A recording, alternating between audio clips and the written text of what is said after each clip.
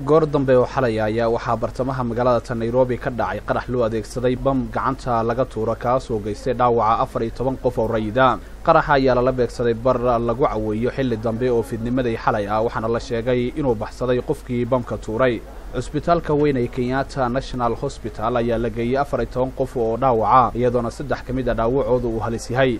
taliyaha guud ee booliiska Kenya Matthew Atere ayaa sheegay inuu san si dhaqso u tilmaami karaynin cidda ka dambaysa qaraxan balse waxa uu cadeeyay inay soconayaan baaritaano xoogan oo ku aadan falkan la geystay.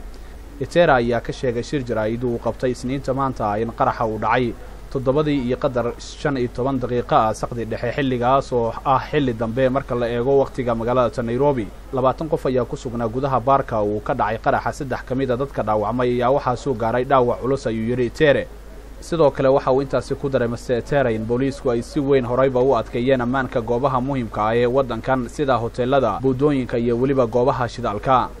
bamka loo adeegsaday qaraxii xalay waxa uu ahaa nooca gacanta laga tuuro ee loo yaqaan F1 kaas uu farsameeyay wadanka Ruushka ayuu yiri Atere oo intaasi ku daray in bamkan ay isku nooc yihiin bamkii lagu weeraray Bostejo basaska laga raaco oo ku taala bartamaha magaalada Nairobi bishii December ee sanadkii hore waa 2010. weerarkaasi oo lagu dilay hal qof tira inta ka badan lagu dhaawacay. weeraradan ayaa imaanaya maalin kadib markii Sabtidii Mareykanka uu ka digay weeraro suuragal ah inay ka yimaadaan xarakada Al-Shabaab kaas oo la beegsado goobaha muhiimka ah ee magaalada Nairobi iyo guud ahaan dalkan Kenya iyadoona sidoo kale dawladda Mareykanka ay ku baaqday in feejignaan buuxda la bixiyo.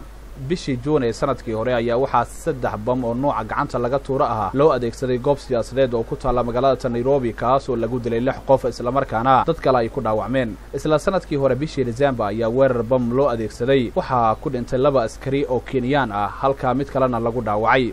sidoo kale mid kamid ah hoteelada waaweyn ee ku yaala magaalada Nairobi ayaa ciidamada booliisku waxay sheegeen inay ka heleen waxyaabo loo malaynayo inay qarxi lahaayeen taas oo iyana baaritaano lagu sameeyo.